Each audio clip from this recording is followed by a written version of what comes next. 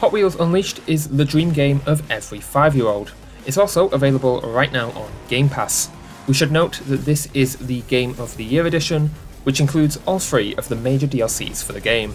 It's simple, we cover a new game every week, so if you like what we do, consider subscribing. Let's not waste any more time, we're starting our engines and letting you know if Hot Wheels Unleashed is worth your time.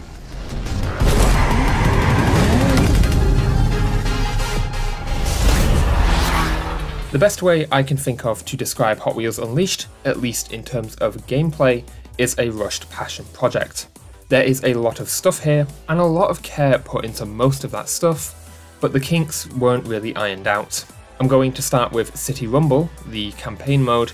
We'll go into detail with that, and then cover the other gameplay modes on their own merits.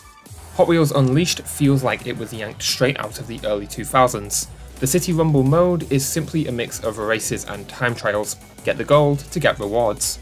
There's not a lot of depth in the actual structure of everything, but that isn't really needed. My real problems come later with how City Rumble ties into everything else. My enjoyment for this mode was that of a bell curve. When I started out, I wasn't having a good time, but the more I played, the more fun I had, and then towards the end of the mission set, I started having a terrible time again. There's a sweet spot of fun here, and that sweet spot is only really maintained for a long time in another mode. Racing, the core of the game, feels weird. One moment it's smooth as butter, and when everything clicks into place, it is divine. Unfortunately, the next moment it's janky and unresponsive. I can never quite nail down the feeling of a drift, which is a key component of the game. You have to drift in order to get a boost. Honestly, the controls just never felt quite as responsive as I wanted to be, and the cars themselves felt like they weighed nothing, which they should, they're toy cars after all, but realism, in this sense, doesn't improve the gameplay experience. The decision to make AI racers that are near you almost invisible is one with good intentions, but absolutely horrible in practice. The idea here is that you should always be able to see the track, so when racers get close to you, they become more transparent. The problem comes when you're going super fast and actually seeing cars near you is practically impossible. I had plenty of instances where I'd get spun out by someone behind me who I simply could not see. Track design, for the most part, is pretty solid. The courses start off simple enough and get more complicated.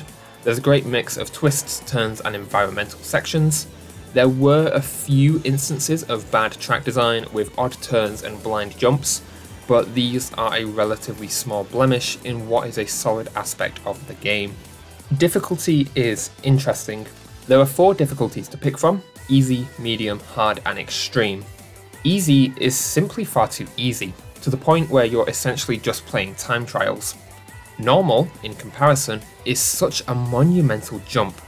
You basically get room for 1, maybe 2 mistakes per race. Hard and extreme are even worse.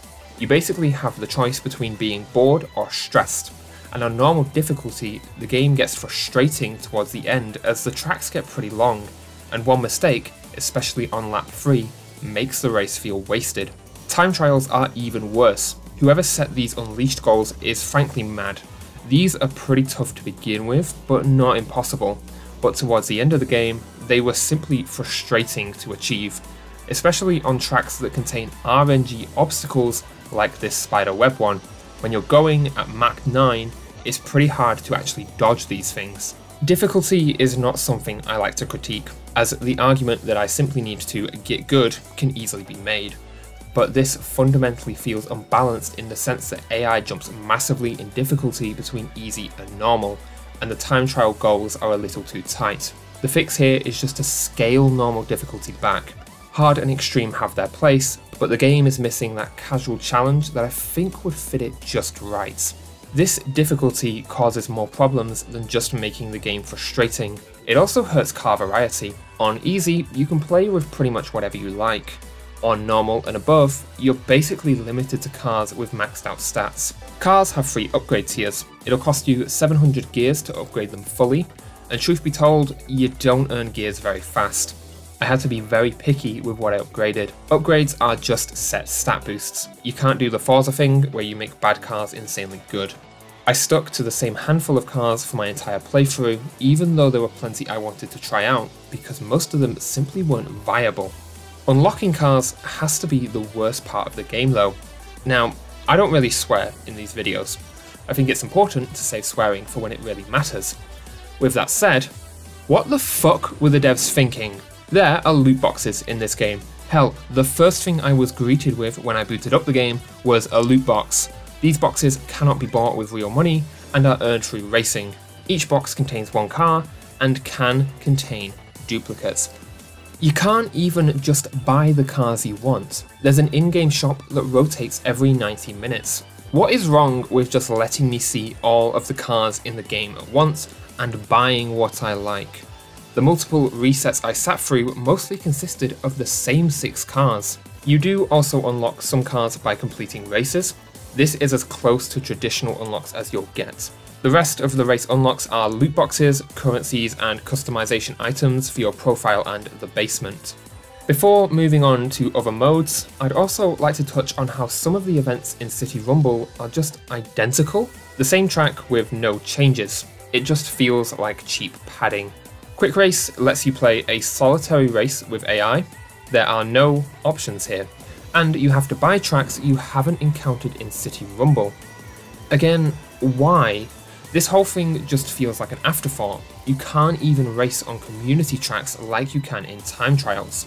Time trials are what they say on the tin. You race to get the fastest time on either the in-game tracks or community creations. The addition of a split screen mode is one that I will not scoff at. It is nice to see this has survived. There is a customizable basement, and whilst this is very well put together with a lot of care, I'm not really sure what it's for. I'm not going to knock it. It is a well polished extra, but I'd feel better if all of the effort that went into this went into something like giving quick races some actual options.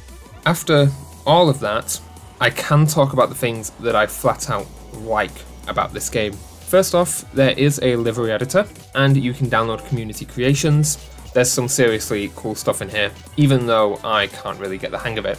In the same vein, there is a fully fledged track editor. As a tool, this is incredible.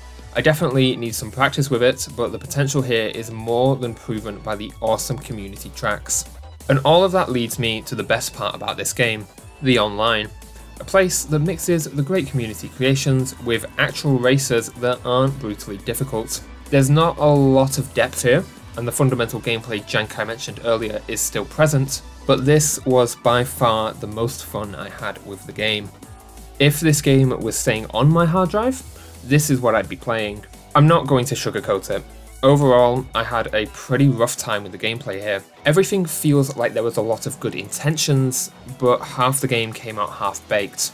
There's a very sweet spot where the game is really fun, and both the track builder and online mode are pretty fantastic, even if the latter lacks depth. But there are so many glaring issues and omissions here that have me settled on giving the game a 2 out of 5 for gameplay. This is exactly what 5-year-old me imagined when playing Hot Wheels. The amount of care put into the art direction here is simply wonderful, but unfortunately, it does create a few problems. Starting off though, the cars themselves look fantastic. Designs are pulled straight from the shelf, with a few IP cars mixed in. You really can play as all of your favourite Hot Wheels characters. Environments are similarly solid. The game uses these as backdrops to facilitate the regular track pieces. I especially liked the college setting as it was nice and bright, and also had the most interesting uses of mixing the Hot Wheels tracks with the environment. A great blend of art direction and gameplay. This is all helped by great lighting. There were a few points where the glare was a bit too much, but for the most part, this game is lit wonderfully, and I could just not get enough of that look. General effects are well done. Drifting has a great look to it, and boosting feels about 10 times more powerful than it should be for a toy car, but that's the exact opposite of a problem. Certain obstacles have effects, and regardless of their gameplay impact, they do look very good. Everything is topped off with some solid sound design. The OST is very generic. There's not a track here that stands out. For me, all of the music just kind of faded into the background, and that's a bad thing.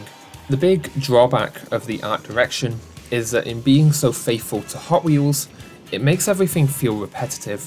Every single track is composed of the same pieces, and whilst the environments are different and the track designs get pretty wild, the majority of the tracks just blend together into mush. I can't vividly picture any of the tracks in this game, and during play, there wasn't enough visual distinction to keep me from getting a bit bored. I'm not going to be too hard on this aspect, as it's the result of some phenomenal attention to details in regards to Hot Wheels, but it is an issue that will affect your enjoyment of the game. I do also have some smaller issues I'd like to touch on. UI design is function over form. There's a bit of flair here, but the car selection menu is awful. A grid would have worked much better. Certain hazards in levels are very hard to see, like the cones on the sections where you're off track and this moving barrier. This issue didn't crop up a lot, but it did cost me a few races. Everything else in the game is nice and bright, and it felt a bit weird that these small elements weren't. The art direction here is getting a 4 out of 5. The replication of the Hot Wheels toys is frankly phenomenal, but there are a range of issues that stem from the art direction that hold the score back from the full 5 out of 5.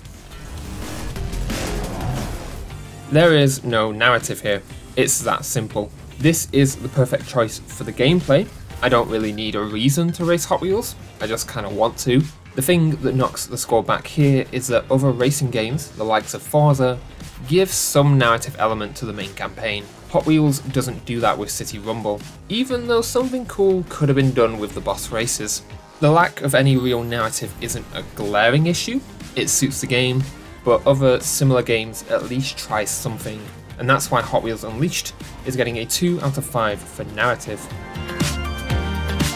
Hot Wheels Unleashed is a weird technical beast. You're getting a decent array of content: City Rumble, all 3 DLCs, the basement, quick races, split screen, time trials online, and the track builder. Unfortunately, a lot of the content here feels half-baked. City Rumble is decently fleshed out, but reuses a fair chunk of content.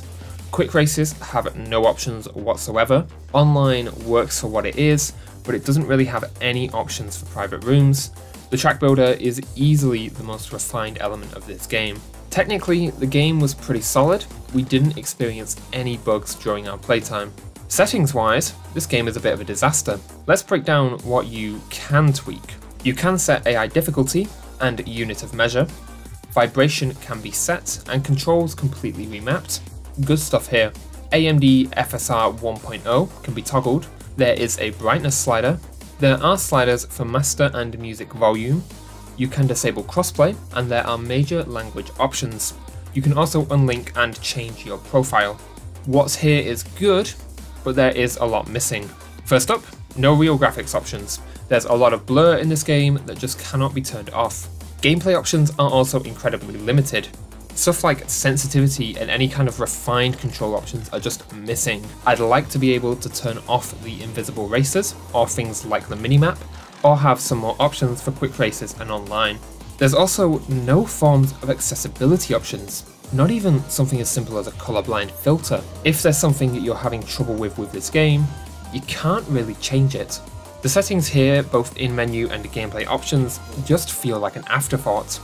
And whilst there's a lot of content here, it feels pretty half-baked. Hot Wheels is getting a 2 out of 5 for specs. It's going to take you around 8 to 10 hours to clear City Rumble in Hot Wheels Unleashed. You can sink as much time into the extra content as you'd like. Races range from around 2 to 5 minutes. Generally, they get longer as you progress through City Rumble. This race length is true for all of the race modes, but online might be a bit more diverse with community track lengths. It is pretty easy to fit in a few races here or there. Hard drive footprint borders on the area where we'll tell you to be aware of download speeds and data caps. The base game is 31.2 gigabytes, with the DLCs bringing that install up to 31.7 gigabytes. You're getting a pretty decent chunk of content for the download, but it is something to be aware of. My only real gripe in terms of commitment is the unlock system. The combination of loot boxes and rotating shop is frankly terrible. This was sold as a premium title upon release, and that makes these systems all the more unforgivable. Even if you can't outright buy the boxes with real money, it feels like a cheap way to make unlocking things more painful. Overall, we're giving Hot Wheels Unleashed a 4 out of 5 on our commitment scale. The game has a decent respect for your time, outside of the stupid unlock system, and is easy to fit in around life. Just keep an eye on that install if you have slow internet, a data cap, or limited space on your hard drive. I hate to say it, but I don't think Hot Wheels Unleashed is worth your time, especially with all the other racing games out there in mind. The thing that bugs me most is that I'm not entirely sure what went wrong here. Clearly, there was a lot of passion somewhere, but the final product is a bit of a mess.